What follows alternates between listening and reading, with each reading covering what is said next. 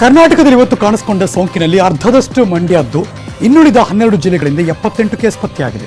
ಬೇರೆ ಯಾವ್ಯಾವ ಜಿಲ್ಲೆಯಲ್ಲಿ ಎಷ್ಟೆಷ್ಟು ಕೇಸ್ ಆಯಿತು, ಎಷ್ಟೆಲ್ಲ ಸೋಂಕು ಕಾಣಿಸ್ಕೊಳ್ಳೋಕೆ ಏನೇನು ಕಾರಣ ಆಯಿತು, ಇಲ್ಲಿದೆ ನೋಡಿ ರಿಪೋರ್ಟ್.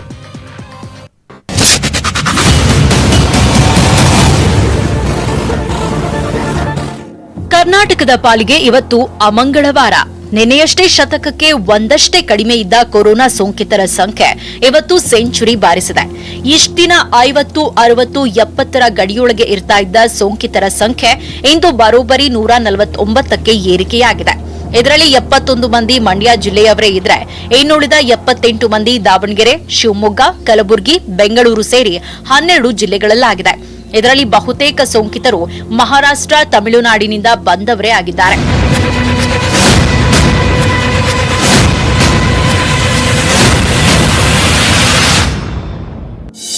ಮಂಡ್ಯ ಹೊರತುಪಡಿಸಿದರೆ ಇಂದು ಅತಿ ಹೆಚ್ಚು ಸೋಂಕು ಪತ್ತೆಯಾಗಿರುವುದು ದಾವಣಗೆರೆಯಲ್ಲಿ.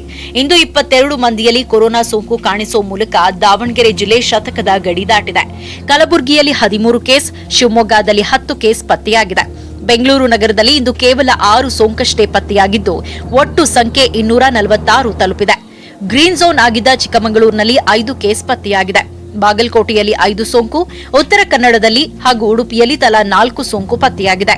ಹಾಸನದಲ್ಲಿ 3 ಸೋಂಕು ಹಾಗೂ ಗದಗ, ಚಿತ್ರದುರ್ಗ, ವಿಜಯಪುರ, ಯಾದಗಿರಿಯಲ್ಲಿ, ರಾಯಚೂರು ಹಾಗೂ ಬೀದರ್ನಲ್ಲಿ ತಲಾ 1 ಕೇಸ್ ಪತ್ತೆಯಾಗಿದೆ. ಇನ್ನು ಇಂದು ಪತ್ತೆಯಾಗಿರೋ ಎಲ್ಲಾ ಕೇಸ್ಗಳ ಮೂಲ ಹಾಗೂ ಪ್ರಮುಖ ಟ್ರಾವೆಲ್ ಹಿಸ್ಟರಿಯನ್ನ ಗಮನಿಸೋದಾದ್ರೆ, ದಾವಣಗೆರೆಯಲ್ಲಿ ಮೇ 5ರಂದು ಮೃತಪಟ್ಟಿದ್ದ ಮಹಿಳೆ ಪೇಷಂಟ್ ನಂಬರ್ 662ರಿಂದ 6 ಮಂದಿಗೆ ಸೋಂಕು ತಗುಲಿದೆ.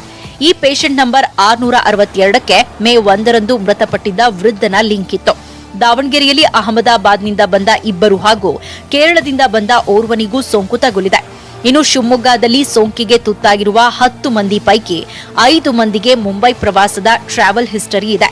2 ಕೇರಳದಿಂದ ಬಂದವರಾಗಿದ್ರೆ, ಓರ್ವ ಆಂಧ್ರದಿಂದ ಬಂದಿದ್ದವನಿಗೆ ಸೋಂಕು ತಗುಲಿದೆ. 2 ದಾವಣಗೆರೆಯ ಚನ್ನಗಿರಿಯಿಂದ ಶಿವಮೊಗ್ಗಗೆ ಬಂದಿದ್ರು ಅನ್ನೋದು ಗೊತ್ತಾಗಿದೆ. ಇನ್ನು ಕಲಬುರಗಿಯಲ್ಲಿ ಇಂದು ಪತ್ತೆಯಾದ 13 ಕೇಸ್ಗಳಿಗೆ ಮುಂಬೈ ಪ್ರವಾಸದ ನಂಟಿದೆ. 3 ಮಕ್ಕಳು ಸೇರಿ 13 ಮಂದಿ ಮುಂಬೈನಿಂದ ವಾಪಸ್ಸಾಗಿದ್ದವರಾಗಿದ್ದಾರೆ. ಇನ್ನು ಚಿಕ್ಕಮಗಳೂರಿನಲ್ಲಿ ಮುಂಬೈನಿಂದ ಬಂದಿದ್ದ ಗರ್ಭಿಣಿಯಲ್ಲಿ ಸೋಂಕು ಕಾಣಿಸಿಕೊಂಡಿದೆ. ಇನ್ನು ಉಡುಪಿಯಲ್ಲಿ 4 ಜನರ ಪೈಕಿ ಮಣಿಪಾಲದಲ್ಲಿ ಚಿಕಿತ್ಸೆ ಪಡಿತಾ ಇದ್ದ ಚಿತ್ರದುರ್ಗದ ಬಾಲಕಿಗೂ ಸೋಂಕು ತಗುಲಿದೆ.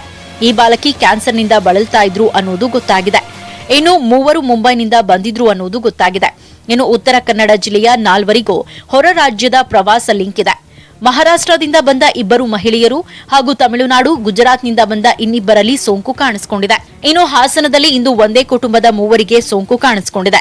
ಈ 3 ಕೂಡ ಮಂಡ್ಯದ ಕೆಆರ್ಪೇಟೆಗೆ ಹೋಗಿ ವಾಪಸ್ಸಾಗಿದ್ರು ಅನ್ನೋದು ಗೊತ್ತಾಗಿದೆ. 149ರಲ್ಲಿ 113 ಮಂದಿ ಹೊರ ರಾಜ್ಯದವರು.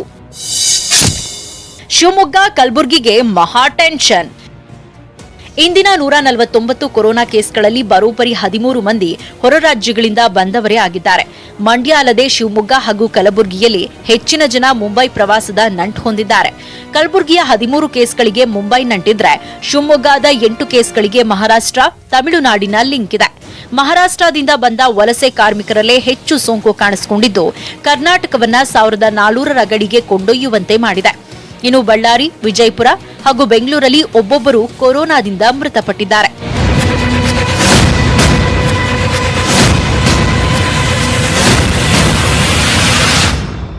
Bureau report, news 18 Kannada.